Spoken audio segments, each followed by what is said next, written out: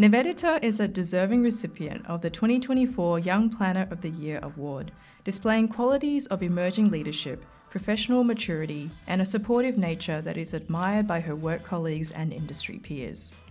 Her tireless efforts in contributing to the planning profession, whether it be the formal mentoring of other young planners, participating as a community member of the City of Melbourne Design Excellence Advisory Committee, convener of the Victorian Young Planners Network, as well as being a founding member of the International Planners Network, reveals her strength in contributing to the industry outside of her workplace.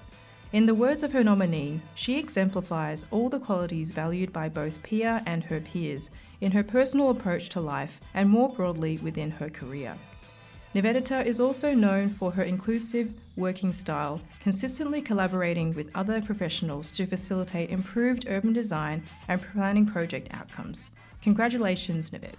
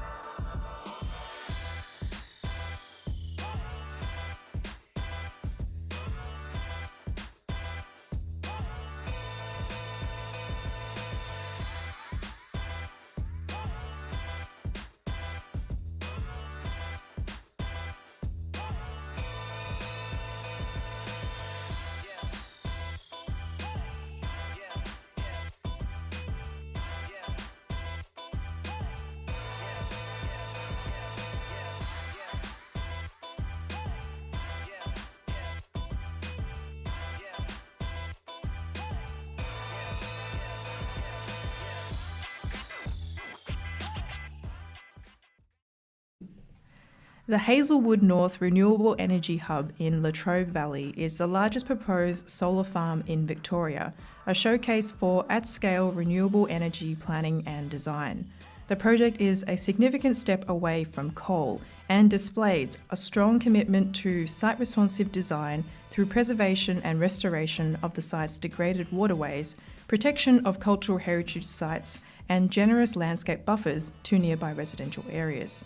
It demonstrates that energy generation and agriculture can coexist, featuring a pioneering form of agri-solar.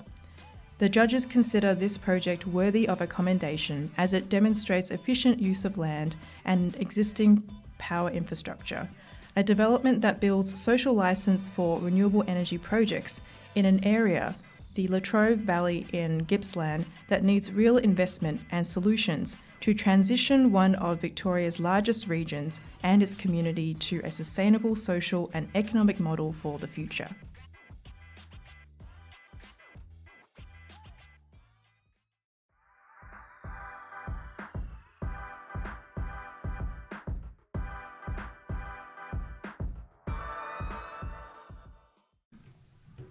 The Newstead Solar Farm project showcases how small towns in regional Victoria can contribute to a shift towards renewables at a local scale. It is a model that exemplifies that planning is not a quick and easy process, but can be the statutory enabler to a long-term vision and commitment of a small town to deliver renewable and affordable energy to its community and beyond with its 3 megawatt generating facility and 5 megawatt battery storage system. Fiona Cotter from NGH, in collaboration with Renewable Newstead, are commended for navigating the planning approvals process to give light to the Newstead community vision, which began in 2011 as a feasibility study and was then supported by a 2018 business case. The community's goal was to develop, document and implement a plan for switching to 100% locally generated renewable energy in a commercially viable way that would benefit everyone in the Newstead area. The Newstead residents are now reaping the environmental, social and economic benefits from their foresight and good planning.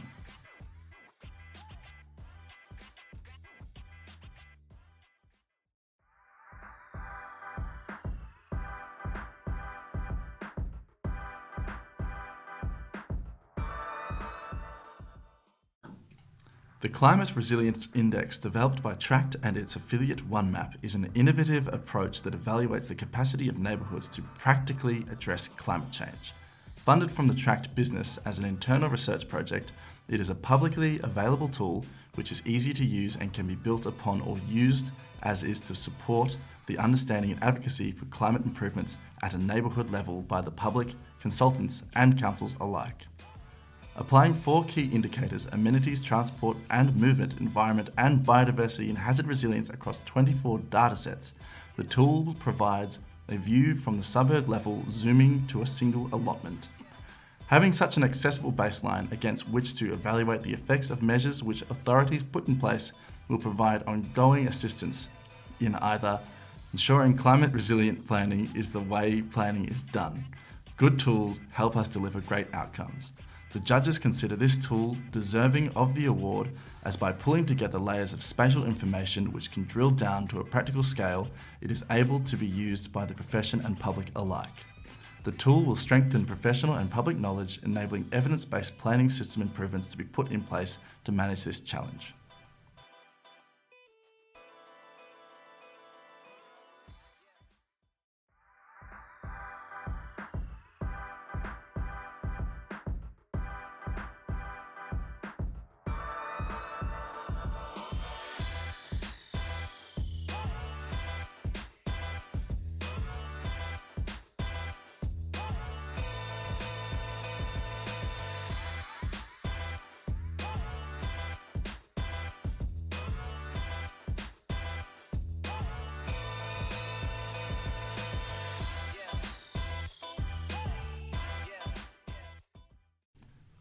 Community infrastructure, contemporary delivery and operational models provides a fresh and much needed innovative approach to community infrastructure planning. The project explores diverse community infrastructure models, establishes a flexible approach and sets a new standard for excellence to meet the diverse needs of the City of Wyndham's growing population and ensure sustainability of its infrastructure. Based on research and engagement with service teams and providers, developers and other local governments, the approach ensures understanding available infrastructure options and tailoring each model to optimise outcomes for current and future communities. The model considers high service standards, partnership and cost efficiency. The model and guidelines include a comprehensive spectrum of community infrastructure approaches which are highly transferable to other local government areas.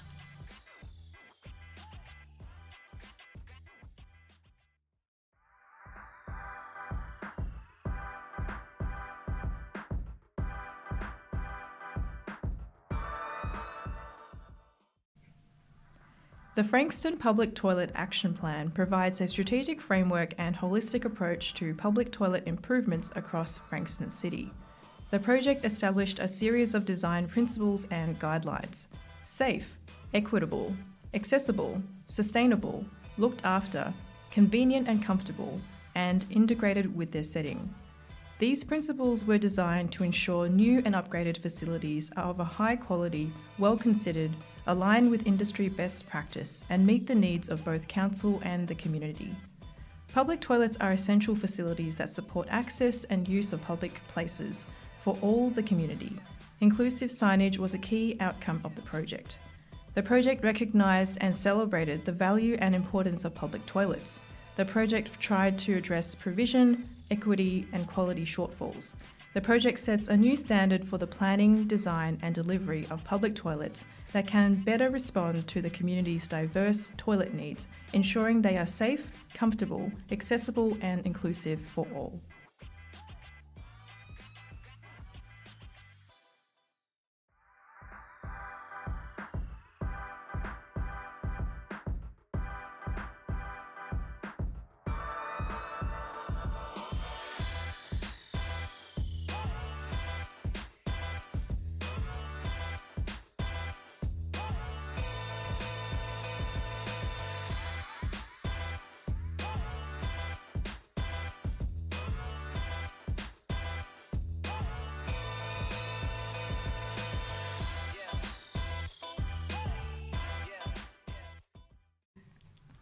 Nightingale Ballarat is an original and innovative place-based development of high architectural design that respects the history and heritage of the area.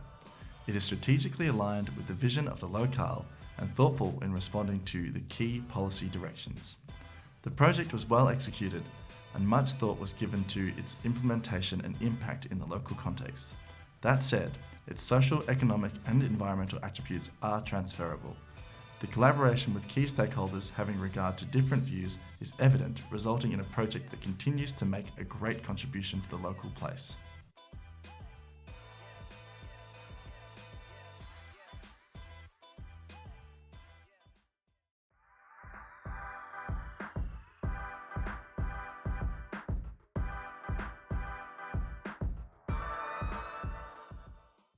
The best place-based outcomes don't happen by accident.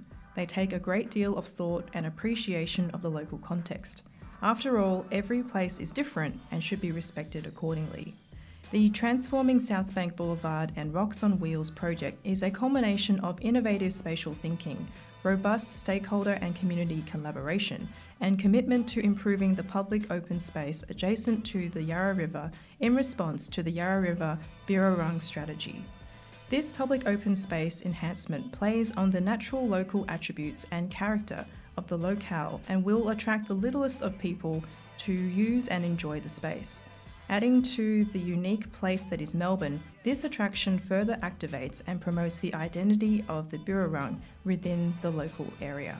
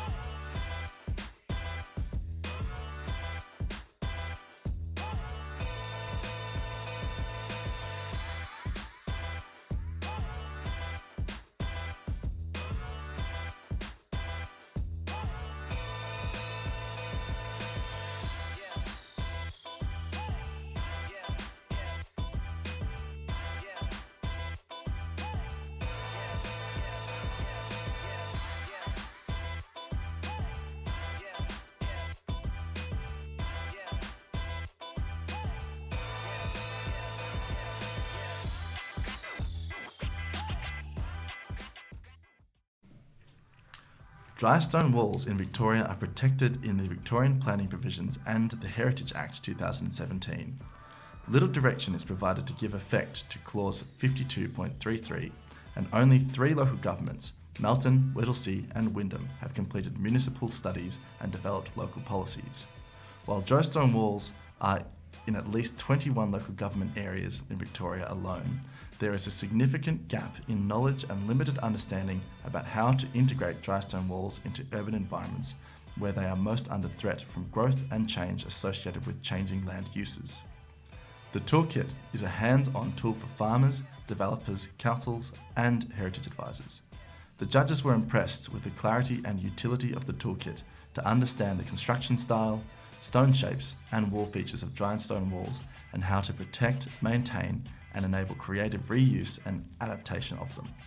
It is evident that the dry stone wall toolkit has been particularly useful in greenfield estates where the dry stone wall has become an important integrated part of the landscape.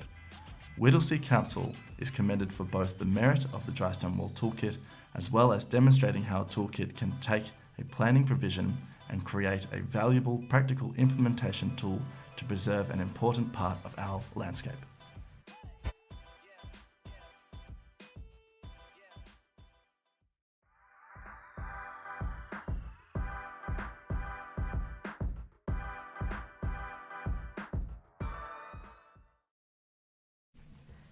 This project is a comprehensive and innovative approach to providing guidance for rural and regional councils undertaking town and settlement structure plans, balancing growth in our rural and regional areas whilst also protecting productive agricultural land, economic resources and biodiversity assets is critical to the state's economic and environmental sustainability and a key challenge for these locations.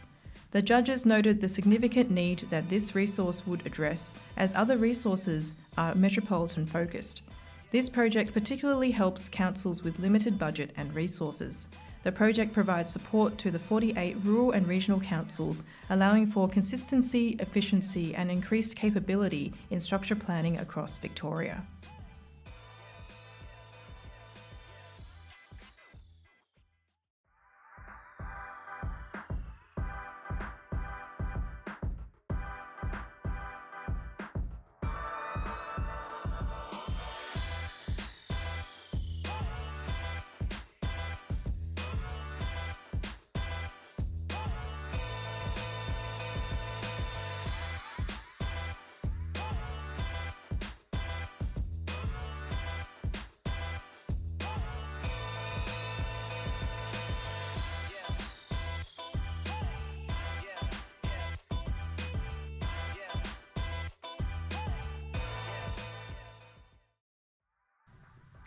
This book provides an account of an era of Australian urbanism that has defined and shaped Australian cities, but also created a legacy of forms of urban greening, personal and community recreation, and the expectations of what is the good life in Australian suburbia. It's timely to consider how these small, often privileged places of leisure and recreation shape urban mythology, but also create a template for contemporary urbanisation, particularly in a time where concerns at the impacts of the quality and scale of urban greening have become acute under climate change. The judges therefore commend this work as offering present-day planning practitioners insights to the legacies and traditions of this form of urbanisation, but also an opportunity to raise questions about the legacy and scope for its continuity. The potential of lessons from historical urban forms should not be lost, and this text demonstrates extensive historical research and a thread of argument and narrative that should be a strong interest to those planning Australia's current cities.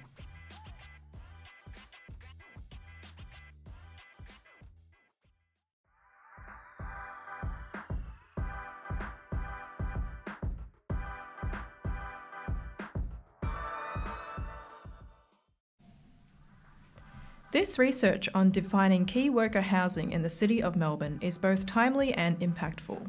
The robust methodology, combining statistical and document analysis with stakeholder workshops, ensured a thorough and practical approach. By involving council staff from multiple departments, the project built shared understanding as well as applied research capacity in government. The resulting definition directly supports local policy making amid the current housing affordability crisis, and has already been successfully endorsed, demonstrating its value to urban planning practice. There is significant potential for further implementation through continued collaboration with the state government, other local councils, and developers involved in affordable housing initiatives.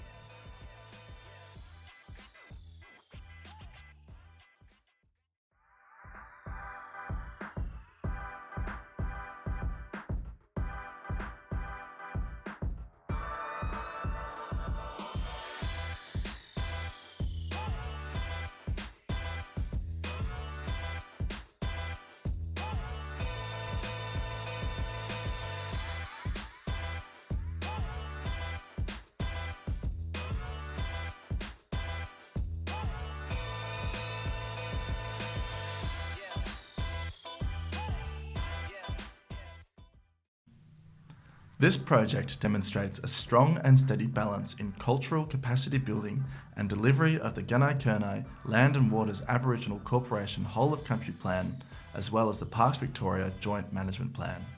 Attention to community engagement and capacity building of the Gunai Land and Waters Aboriginal Corporation and its ranges demonstrates the high value given to a collaborative approach to planning and management. The project provides a model for addressing the complexity of competing uses through a cultural lens to protect cultural heritage and cultural uses. The principle of reciprocity in relationships and knowledge exchange was clearly demonstrated. The judges commend the project team for working towards greater self-determination for traditional custodians in parks, planning and management.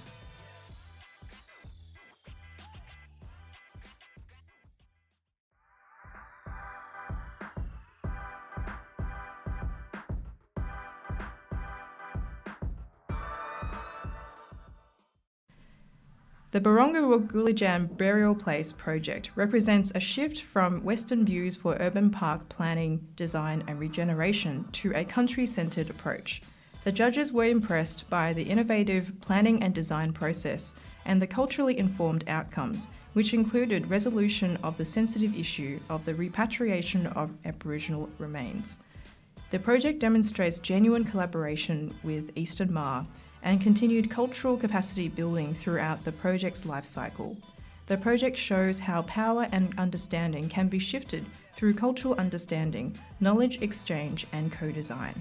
The project outcome builds individual connection with country and community through a culturally informed design and uses. This project demonstrates healing of country and relationships through land use planning and design.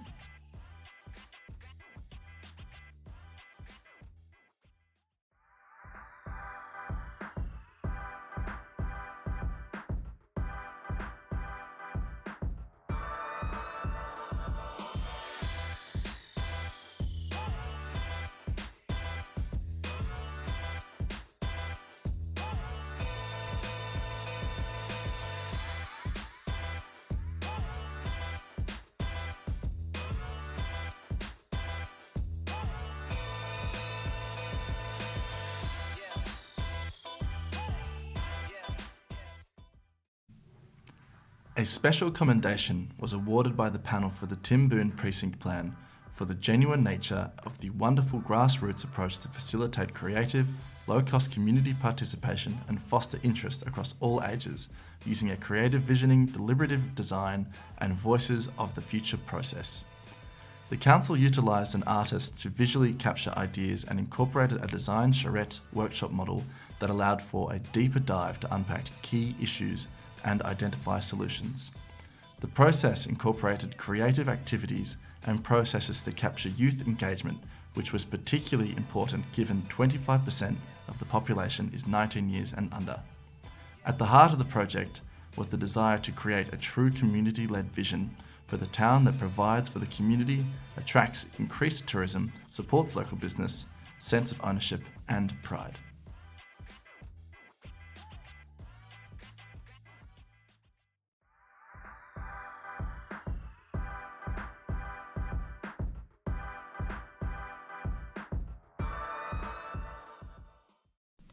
The judging panel was particularly impressed by the quality of the submission, level of rigour and use of data for the City of Melbourne's deliberative panel, which was established to respond to the question, how to increase affordable housing in the City of Melbourne. They approached this in a holistic manner, considering planning issues and other mechanisms. Panel members were selected to represent the demographic characteristics of City of Melbourne residents. A clear process set out the journey roadmap and captured not just the process but also the outputs and recommendations that were further developed with the panel. The panel informed the level of council investment and advocacy to support greater provision of affordable housing. Council supported the intent of all recommendations and resolved to commence 3 key outputs to implement them: an advocacy plan, a community education plan, and an internal processes and policy development plan. Each of these outputs is underway.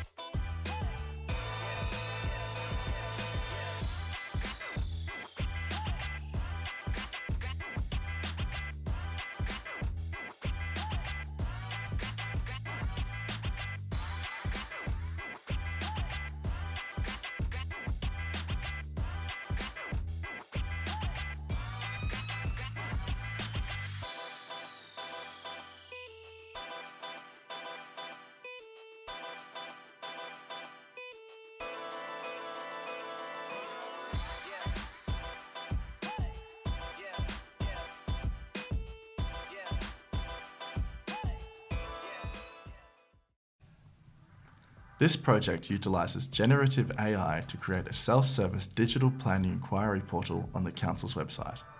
It has the potential to be adopted by any local government area to improve their pre-application planning service delivery to customers, as well as assisting the local community in understanding sometimes complex and technical planning scheme requirements. The portal seeks to address a range of issues, such as high volumes of inquiries and applications, shortage of qualified planners, and complex technical information which can be overwhelming in order to deliver better planning outcomes for all stakeholders. It does so by improving transparency, improving the quality of applications, reducing assessment timeframes and streamlining processes. The judges commend Council's focus on delivering a more transparent, engaging and holistic pre-application experience for its community.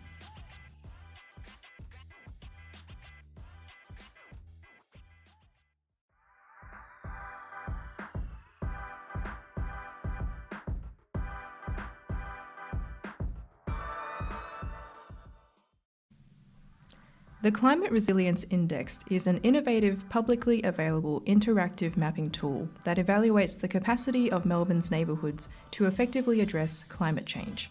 It synthesises complex, multi-layered data across identified factors which contribute to a sustainable urban environment via a custom-built user interface that successfully and clearly disseminates the research findings in the form of an interactive map. It can be updated as more data or changes to data occur and thus has longer-term relevance. It provides a visual representation of a neighbourhood's capacity to effectively address climate change and thus a tool that can be used by planners in collaboration with their community to help understand the issues, how policy and decision-making can address specific issues, and their level of success. The judges were impressed by the quality of the graphic language, the user experience, and its ability to be used across the planning industry and related professions, as well as its potential to be a public educational tool.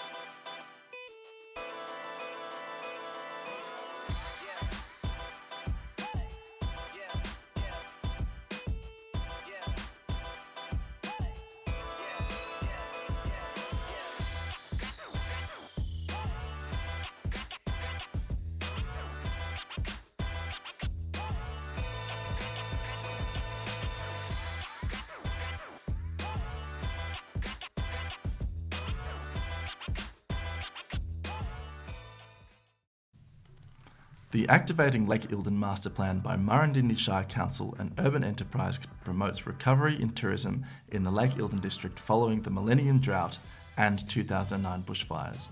It is bold in that it tackles the challenge of water supply, integral for water-based tourism, in the context of unpredictable weather patterns. With this nomination, the judges appreciated innovative project governance, the collaborative approach, as well as excellent implementation solutions such as a shortlist of shovel-ready projects with business cases prepared, ripe for funding advocacy.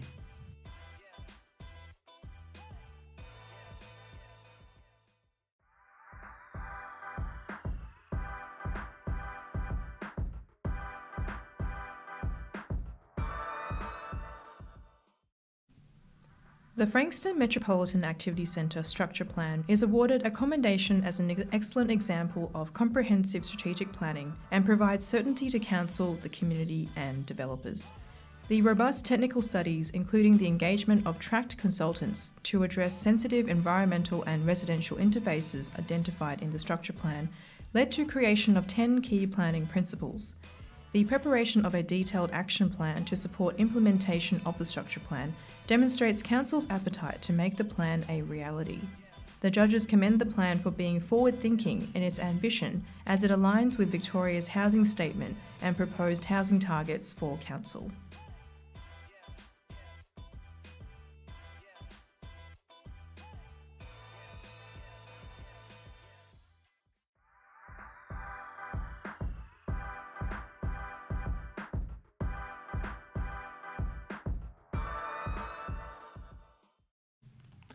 The Victorian Goldfields Master Plan is awarded a commendation for the development of an innovative long-term strategy to support the pursuit of a UNESCO World Heritage listing that celebrates the most extensive and best surviving landscape of the global gold rush phenomenon. The project is visionary in terms of its scale, levels of engagement, and proposed strategic initiatives. The master plan covers large parts of Victoria and has required an extensive engagement process with key stakeholders, including 15 local government authorities, regional tourism bodies, industry, local communities, as well as participating registered Aboriginal parties.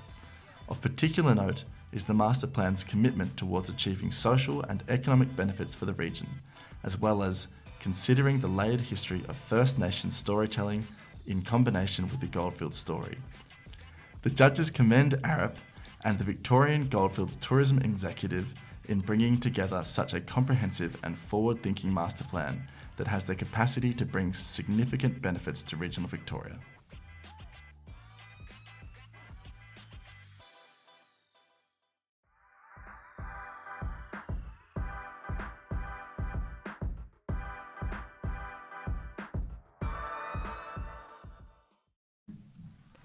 Mesh Planning, in collaboration with Banyule City Council and Flow Design Studio, has set a new benchmark in public realm planning with the creation of the Public Realm Framework and Technical Notes. These innovative documents unify visionary strategy with practical implementation, addressing the need for a cohesive approach to public spaces that transcends the typical ad hoc methods focused solely on open space contributions. The Public Realm Framework integrates diverse elements from transport and biodiversity to public art and climate resilience into a single framework that reflects Banyule's unique needs. This approach ensures that public realm projects are consistently designed and delivered to the highest standards, facilitating a collaboration across council departments and with relevant stakeholders. By aligning diverse inputs, standardising guidelines, and ensuring consistency, these documents have not only improved internal collaboration, but have also set the stage for more efficient and effective public realm projects. As a result, Banyule's public realm projects are given the best opportunity to be well designed, functional, and strategically aligned with broader regional and state objectives.